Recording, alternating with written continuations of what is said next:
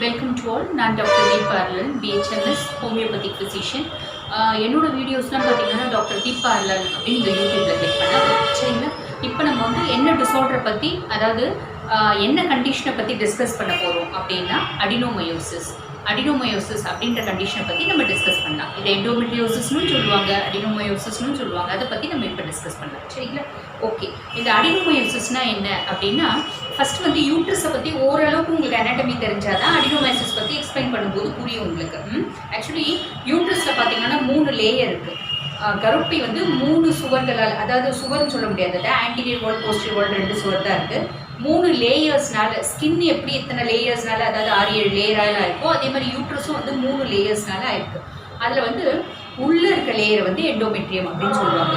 அதுக்கு மேலே இருக்கிறது மயோமெட்ரியம், அதுக்கு மேலே இருக்கிறது பெரிமெட்ரியம், சீரோசா அப்படிம்பாங்க. ஓகேங்களா, இப்போ இந்த அடினோமயோசிஸ் அப்படிங்கிறது என்னன்னா, அந்த எண்டோமெட்ரியல் லேயரில் ஒரு குறைபாடு ஏற்படுது, அதனால் இந்த கொழுப்பு சிடுப்பு வருது. இதை வந்து கருப்பை கட்டினும் சொல்லலாம். கருப்பை கட்டினா ஃபைப்ராய்டை வந்து நிறைய பேர் இது பண்ணுவாங்க. இதுவும் ஒரு விதமான கட்டி தான். கருப்பை கட்டினும் சொல்லலாம், கருப்பை கொழுப்பு சிடும்பு அப்படின்னும் நம்ம தமிழில் சொல்லலாம். சரிங்களா, ஆக்சுவலி இந்த அடினோமயோசிஸில் என்ன பெத்தாலஜி வருது அப்படின்னா, இந்த எண்டோமெட்ரியல் லைனிங் இருக்குது பார்த்தீங்களா, இந்த எண்டோமெட்ரியல் லைனிங் வந்து என்ன காரணம்னு தெரியாது. அதுக்கு அகைன் நிறைய ரீசன்ஸ் வந்து சஸ்பெக்ட் பண்ணுறாங்க. அப்ராக்சிமேட்லி தான், எக்ஸாக்ட் ரீசன்ஸ் தெரியாது. அந்த கருப்பையினோட உள் செதை வந்து என்ன ஆகுதுன்னா, அது வந்து கருப்பைக்குள்ளே வளர்ந்து grows outside the uterus, அதாவது கருப்பைக்கு மேலேயும் வளர ஆரம்பிக்குது. புரியும்னு நினைக்கிறேன். அதாவது கருப்பையினோட உள்ளே இருக்க லைனிங் வந்து கருப்பையினோட சுவர்களை பிடிச்சி வெளியே வளர ஆரம்பிக்குது. ஓகேங்களா, அதை வந்து பெட்டராக எப்படி சொல்லலாம்னா, இந்த எண்டோமெட்ரியல் டிஷ்யூஸ் வந்து எக்ஸிஸ்ட் இன்சைட் த யூட்ரஸ், அதாவது within the uterus and grows outside the uterus அப்படின்னு அதை சொல்லுவாங்க.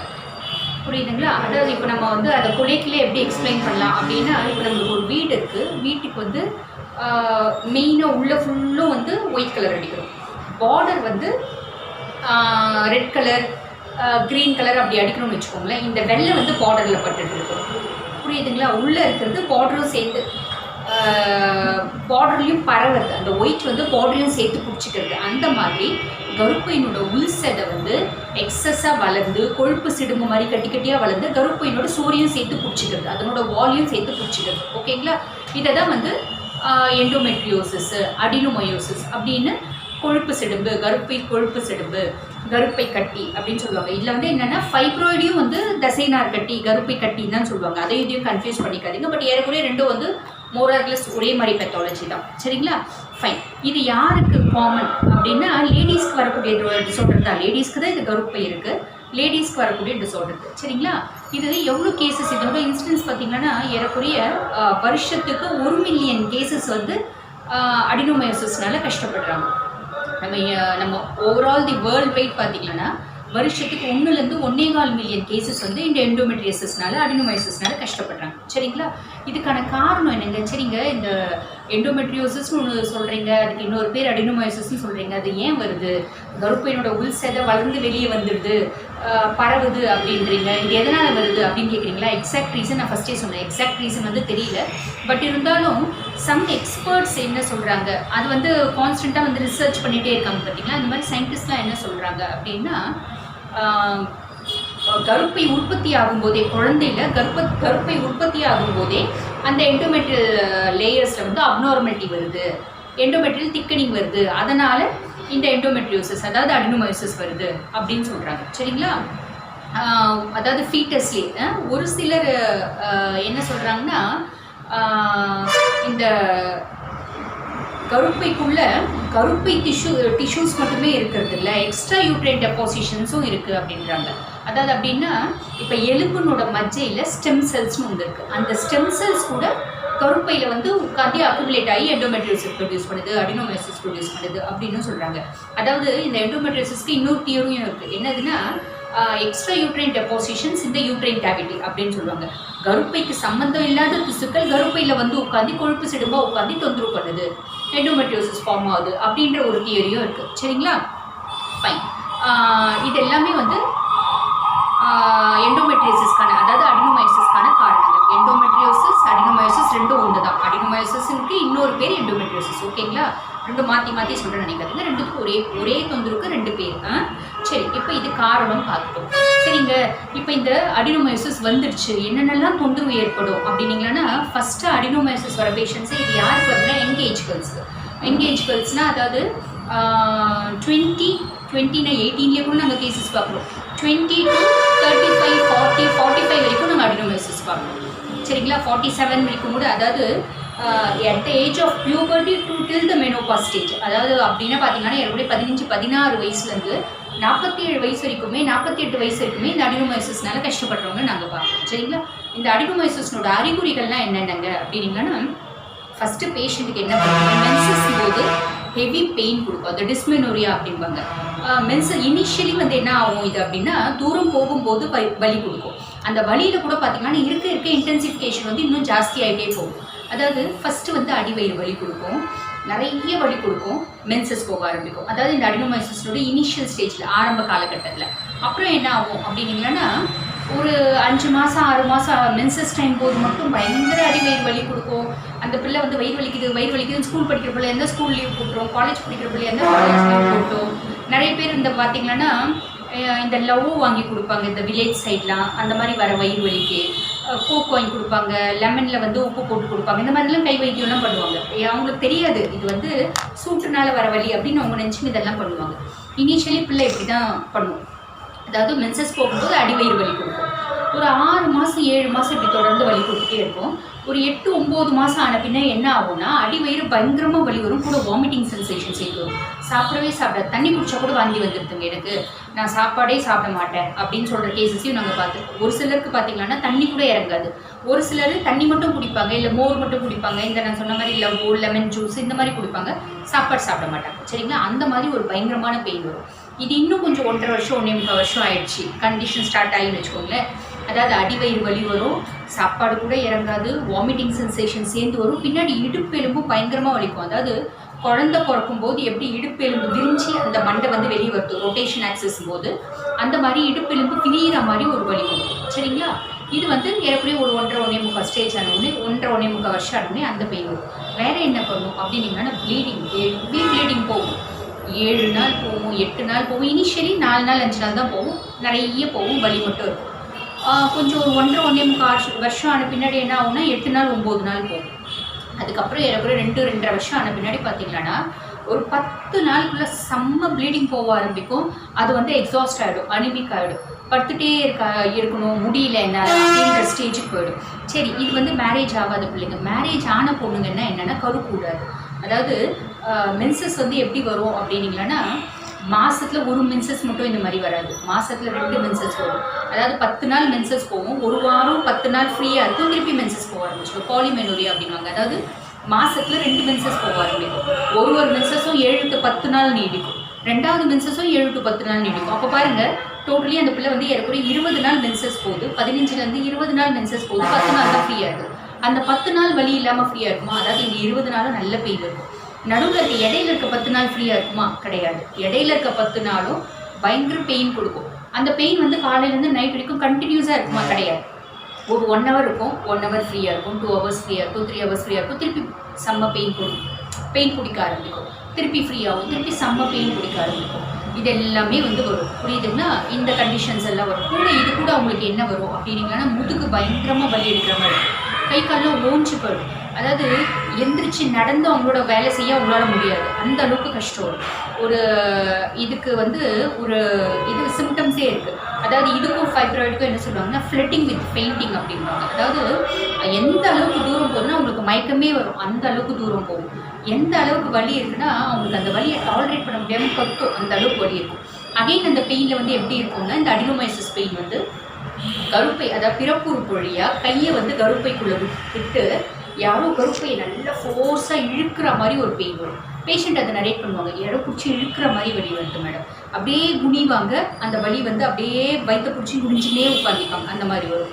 வேறு என்ன வரும்னா, அடிவயிறு கத்தி எடுத்து கட் பண்ணுற மாதிரி வலி வரும், ரம்பத்தை எடுத்து அருன்னு அறுக்கிற மாதிரி வலி வரும், புண்ணு மாதிரி வலி வரும். இந்த மாதிரி வலியெல்லாம் உங்களுக்கு வரும். இந்த வலியெல்லாம் வச்சு நீங்கள் அசஸ் பண்ணிக்கலாம், இது வந்து அடினோமயோசிஸ் இருக்குமா அப்படின்னு நம்ம சஸ்பெக்ட் பண்ணிக்கலாம். ஆனால் நிறைய பேர் பாருங்கள், இவ்வளோ சிம்டம்ஸையும் அவங்க டேக்கிள் பண்ணுவாங்க. அதை வந்து அகைன் வந்து என்ன பண்ணியிருப்பாங்க, ஸ்கேனும் போய் பார்த்துருப்பாங்க. டாக்டர் வந்து கொழுப்பு சிடும்பு இருக்குமா, ஒன்றும் இல்லை, பயப்படுறதுக்கு ஒன்றும் இல்லை அப்படின்னு சில டாக்டர் சொல்லியிருப்பாங்க. சில டாக்டர் அடினோமயோசிஸ் இருக்குன்னு சொல்லியிருப்பாங்க. ஹார்மோனல் பில்ஸ் போட்டிருப்பாங்க. ஹார்மோனல் பில்ஸுன்றது தீர்வு கிடையாது.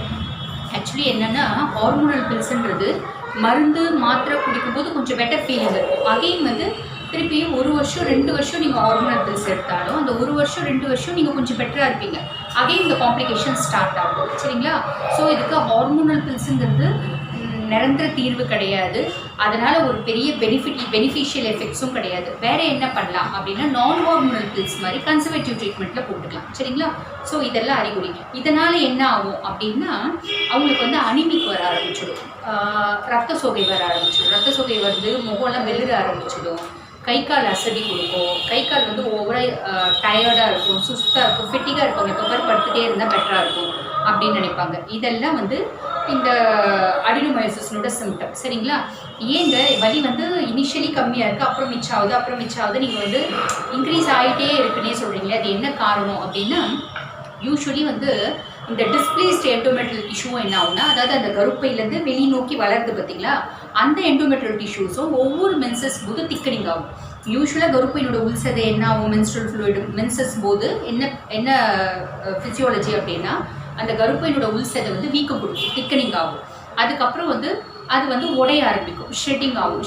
ஷெட்டிங் ஆகி மென்ஸ்ட்ரல் பிளட்டாக வரும். சரிங்களா? திக்கனிங் ஆகும், பிரேக் டவுன் ஆகும், அதுக்கப்புறம் ஷெட்டிங் ஆகும். இது வந்து மென்சஸ்னோட யூஸ்வல் ஃப்ளோ எப்படி வருதோ அதோட ஃபிசியாலஜி. இப்போ இவங்களுக்கு இந்த அதாவது எண்டோமெட்ரியோசிஸ் இருக்கவங்க, அடினோமயோசிஸ் இருக்கவங்களுக்கு என்ன ஆகும் அப்படின்னா அந்த டிஸ்பிளேஸ்டாக இருக்க எண்டோமெட்ரியல் டிஷ்யூவும் அதையே கண்டினியூ பண்ணும். அதாவது கருப்பைக்குள்ளேயும் இந்த ப்ராசஸிங் ஆகும். டிஸ்பிளேஸ் ஆகி கருப்பையினோட வாலில் நிறைய குட்டி கொழுப்பு சிடும்பு இருக்குன்னு வச்சுக்கோங்களேன், அதுவும் வந்து திக்கன் ஆகும். ஏன்னா அதுவும் எண்டோமெட்ரியல் லேயர் தானே, அந்த எண்டோமெட்ரியல் லேயரும் திக்கனிங் ஆகும், அதுக்கப்புறம் பிரேக் டவுன் ஆகும், அதுக்கப்புறம் ஷ்ரெட்டிங் ஆகும், ப்ளீடிங் ப்ரொடியூஸ் ஆகும். அப்போ என்ன ஆகும்னா இதனோட வலி சேர்ந்துக்கும். இன்னும் 4 மாதம் கழிச்சு 2 சிடும்பு, 1 சிடும்பு இருக்கும்போது வலி கொஞ்சம் கம்மி, கருப்பைக்குள்ளே மட்டும் இருக்கும்போது வலி கம்மி, 1 சிடும்பு வரும்போது வலி கொஞ்சம் எக்ஸ்ட்ரா, 7-8 சிடும்பு வரும்போது அந்த ப்ராசஸிங்கே வந்து 1 மணி அடிக்கிறது 10 மணி அடிக்கிற சத்தம் புரியும்னு நினைக்கிறேன். இந்த மாதிரி வரும். சரிங்களா? அப்போ என்ன ஆகும் அப்படின்னும் போது அந்த பெயினோட இன்டென்சிட்டி வந்து இருக்க இன்க்ரீஸ் ஆகிட்டே போகும். அது ஷ்ரெட் ஆகி மென்ஸ்ட்ரல் ஃப்ளூயிடாக வந்துடாது. அந்த டிஸ்பிளேஸ் ஆகிருக்க எண்டோமெட்ரியல் டிஷ்யூ வந்து ஷ்ரெட் ஆகி மென்ஸ்ட்ரல் ஃப்ளூயிடாக வெளியே வந்துடுறது இல்லை. ஏன்னா அது வந்து கருப்பை வெளியே இருக்குது, கருப்பைக்குள்ளே இல்லை. அப்போ என்ன ஆகும்னா அது வந்து திக்கனிங் ஆகுது, பிரேக் டவுன் ஆகுது, ரப்சர் ஆகுது. திருப்பி அந்த யூட்ரைன் இதில் வால்லேயே வந்து லிகமெண்ட்ஸ்லாம் இருக்கும், யூட்ரஸை சுற்றி இழுத்து பிடிக்கிற லிகமெண்ட்ஸ்லாம் இருக்கும். அந்த லிகமெண்ட்ஸ்லேயே ட்ராப் ஆகி அடுத்த மாதம் அது திருப்பி இன்னொரு புது கட்டியாக வரும். புரியுதுங்களா? டிசீஸ் வந்து இப்படி தான் ப்ராக்ரஸ் ஆகிட்டே போகும். அதனால் சிம்டம்ஸோட இன்டென்சிட்டியும் வந்து ப்ராக்ரஸ் ஆகிட்டே போகும். இதுதான் இதனோட அறிகுறிகள். புரிஞ்சிருக்கும்னு நினைக்கிறேன். சரி, இதனால் வேறு என்ன சிம்டம்ஸ் வரும் அப்படின்னா, இப்போ இது வந்து கல்யாணம் ஆகாத பொண்ணு இந்த மாதிரி கஷ்டப்படும். கல்யாணம் ஆன பொண்ணு என்ன ஆகும்னா இந்த சேம் சிம்டம்ஸ் எல்லாம் அந்த பொண்ணுக்கும் இருக்கும். அந்த இன்டென்சிஃபிகேஷன் வந்து இருக்க அந்த பொண்ணுக்கு இன்னும் அதிகமாகிட்டே இருக்கும். ஏன் அதிகமாகுதுன்ற காரணம் இப்போ தான் பார்த்தோம். வேறு என்ன அதுக்கு அடிஷ்னலாக காம்ப்ளிகேஷன் என்ன அப்படின்னா, அதுக்கு வந்து ஹஸ்பண்ட் ஒய்ஃப் ரிலேஷன்ஷிப் இருக்க முடியாது, ஒரு இரிட்டபிலிட்டி க்ரியேட் ஆகும். இவ்வளோ கண்டிஷன் உடம்புல இருக்குது, இவ்வளோ காம்ப்ளிகேஷன் உடம்புல இருக்கும்போது அந்த பொண்ணுக்கு ஹஸ்பண்ட் ஒய்ஃப் நார்மலாக ரிலேஷன்ஷிப் இருக்கணுன்றதே பிடிக்காது. ஹஸ்பண்டை வந்து ஒதுக்க ஆரம்பிக்கும். சரிங்களா? ஸோ கால்ஷன்றது அவங்களுக்குள்ள அகெயின் வந்து ப்ராப்ளம் ஆகிடும். இதனால் குழந்தை கூடாது. இன்னொன்று அடினோமயோசிஸ் நிறைய இருக்கும்போது குழந்தை கூட்டுறதுக்கான வாய்ப்பும் கொஞ்சம் கம்மி. ஏன்னா வந்து ட்ராப் ஆகி யூட்ரஸை சுற்றி வந்து ஸ்பேஸ் இல்லாமல் போயிடும். யூட்ரின் கேவிட்டிக்குள்ளேயே ஸ்பேஸ் இல்லாமல் போயிடும். இருக்க எண்டோமெட்ரியம் திக்கனாகி யூட்ரின் கேவிட்டிக்குள்ளேயே ஸ்பேஸ் இருக்காது. யூட்ரஸை சுற்றி ட்ராப் ஆகி அது வந்து குழந்தை வந்து ஊன்றதுக்கான, அதாவது குழந்தை வந்து கருப்பைக்குள்ளே உற்பத்தி ஆகிறதுக்கான ஒரு ஃபேவரபிள் சிச்சுவேஷனே இது க்ரியேட் பண்ணாது. ஸோ அகெயின் வந்து இன்ஃபர்டிலிட்டி டெவலப் ஆகும். அடினோமயோசிஸ்னால குழந்தையின்மை டெவலப் ஆகும். சரி, ஸோ தாம்பத்தியத்தில் பிரச்சனை இருக்கும், உடம்புல குறைபாடு இருக்கும், ஒர்க்கிங் உமனாக இருந்தால் ஒர்க்கிங் பண்ண முடியாது, கண்டிப்பாக மென்சஸ் செய்யும்போது அந்த பிள்ளை லீவ் எடுக்கணும், ரெஸ்ட் எடுக்கணும். அப்போ அந்த பிள்ளை என்ன பண்ணணும்னா அதை இதுன்னு தேடும். அதாவது நிறைய சாஃப்ட்வேர் பீப்புள்ஸ் இந்த மாதிரி தேடுறதுன்னா பார்த்துட்டு அவங்களுக்கு வந்து ஸ்ட்ரெஸ் ஒரு மெயின் ரீசன். இந்த அடினோமயோசிஸ் வந்து இது எல்லாமே காரணமாக இருந்தாலும் ஸ்ட்ரெஸ் வந்து ஒரு ட்ரிகர் ஃபேக்டர். ஸ்ட்ரெஸ் ட்ரிகர் ஃபேக்டர்னால என்ன ஆகும்னா அந்த பிள்ளைக்கு இந்த ப்ராசஸிங் எல்லாமே ஸ்பீடாக நடக்க ஆரம்பிக்கும். அதிகப்படியான ஸ்ட்ரெஸ் இருக்கிறதுனால ஸ்பீடாக வரும். ஸோ அந்த பிள்ளை வந்து ரொம்ப கஷ்டப்படும். அதை என்ன பண்ணுன்னா, இப்போ ஒரு சாஃப்ட்வேர் ஒரு இன்ஜினியர் பொண்ணு அப்படின்னு வச்சுக்கோங்களேன், அந்த பொண்ணு என்ன பண்ணும், நெட்லலாம் தேடி என்ன பண்ணலாம் தேடி நிறைய கை வைத்தியம் பண்ண ஆரம்பிக்கும். நிறைய பேர் சொல்லுவாங்க, மேடம் நான் கழற்சிக்காய் எடுக்கிறேன் மேடம். எடுக்கலாம், தப்பு இல்லை. ஆனால் அது மெடிசன் வந்து உங்கள் சௌகரியத்துக்கு நீங்கள் எடுக்க முடியாது. ஓகேங்களா? குங்குமப்பூ யூட்ரஸில் இருக்க டாக்ஸின்ஸை வெளியேற்றலாம், கழற்சிக்காய் யூட்ரஸில் இருக்க டாக்ஸின்ஸை வெளியேற்றலாம். ஆனால் கழற்சிக்காய் வந்து எந்த அளவுக்கு எடுக்கணும், லிமிட்டேஷன்ஸ் இருக்குது. கழற்சிக்காய் எது கூட எடுக்கணும், எதெல்லாம் அது எடுக்கும்போது அவாய்ட் பண்ணணும், இதெல்லாம் வந்து அவங்களுக்கு தெரியாது. அவங்க என்ன பண்ணுவாங்க, எது சாப்பிட்டா நம்மளுக்கு பெட்டராக இருக்குது அப்படின்னு தேடி கழற்சிக்காய் எடுப்பாங்க. அதே மாதிரி ஒரு சில பேஷண்ட்ஸ் வந்து சொல்லுவாங்க, நாங்கள் தண்ணி நிறைய குடிக்கிறோங்க, கழற்சிக்காய் குடிக்கிறோம், அதனால எங்களுக்கு வலி கம்மியாகுமான்னு பார்க்குறோம். அப்புறம் இந்த வெண்சங்கு பஸ்போ எடுக்கிறோம் அப்படின்லாம் சொல்லுவாங்க. இதெல்லாமே மெடிசன்ஸ். ஸோ தேவையில்லாமல் மெடிசன்ஸை வந்து உங்களுக்கு நீங்கள் எடுத்துக்காதீங்க.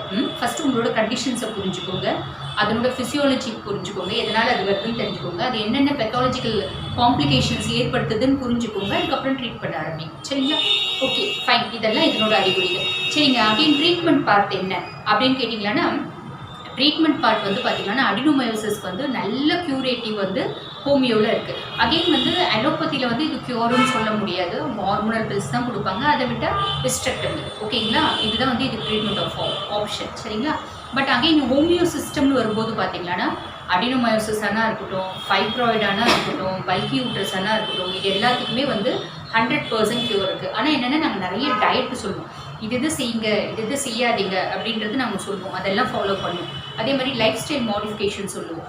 ஹோமியோ மெடிசன் சாப்பிட்டு எவ்வளோ நாள்லங்க நம்ம பெட்டராக ஃபீல் பண்ணலாம் அப்படின்னீங்கன்னா, ஆக்சுவலி 1 மந்த் நீங்கள் மெடிசன் எடுத்தீங்கன்னா நெக்ஸ்ட் இப்போ இந்த மந்த் மென்ஸ்ட்ரல் சைக்கிள் நீங்கள் பார்க்குறீங்க, அடினோமயோசிஸில் என்ன ஆகும், அதாவது இருக்க சிம்டம்ஸ் வந்து இன்னும் இன்டென்சிஃபை ஆகிட்டே தான் இருக்கும். ஏன் இன்டென்சிஃபை ஆகுது?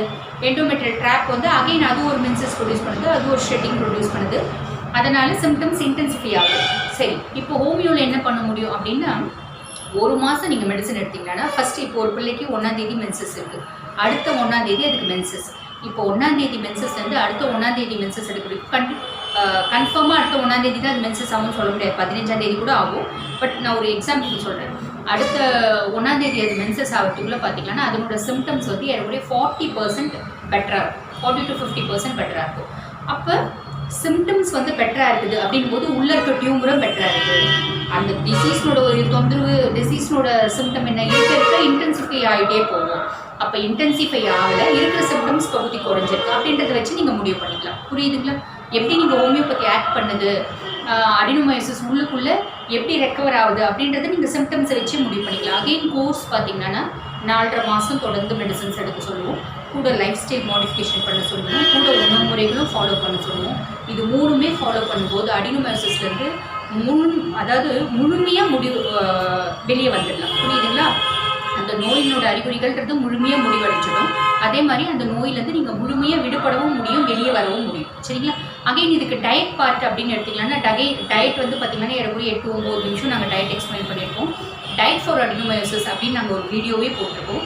அந்த வீடியோ பார்த்திங்கன்னா உங்களுக்கு அடினோமயோசிஸ்க்கான டயட் வந்து தெளிவாக தெரிஞ்சிடும். சரிங்களா? அதையும் பாருங்கள்.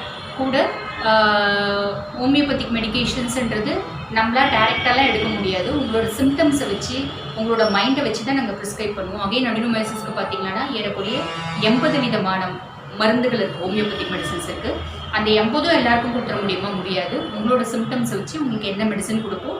But course 4.5 months to 5 months இதுலேருந்து கம்ப்ளீட்டாக விடுபடுறதுக்கு. புரியுதுங்களா? புரிஞ்சிருக்கும்னு நினைக்கிறேன். இதுக்கும் மேலே எங்களுக்கே அடினோமயோசிஸ் இருக்குங்க அப்படின்னாலோ, எங்கள் வீட்டில் இருக்குங்கன்னாலோ, அதை பற்றி எங்களுக்கு சந்தேகம், நாங்கள் உங்கள்கிட்ட கன்சல்ட் பண்ணணுன்னாலோ, இல்லை அதுக்கு நாங்கள் ட்ரீட்மெண்ட் எடுக்கணும் அப்படின்னு நீங்கள் விருப்பப்பட்டாலோ, எங்கள் வீடியோ போயிட்டுருக்கும் போதே கீழே எங்களோட ஃபோன் நம்பர் வந்து டிஸ்பிளே ஆகிட்டுருக்கும். அந்த ஃபோன் நம்பர் கான்டாக்ட் பண்ணி அப்பாயின்மெண்ட் ஃபிக்ஸ் பண்ணி எங்கிட்ட பேசிக்கலாம். புரியுதுங்களா? மேலும் இன்னொரு வீடியோவோட இன்னொரு டாப்பிக்கோட இன்னொரு வீடியோவில் பார்க்கலாம். தேங்க்யூ.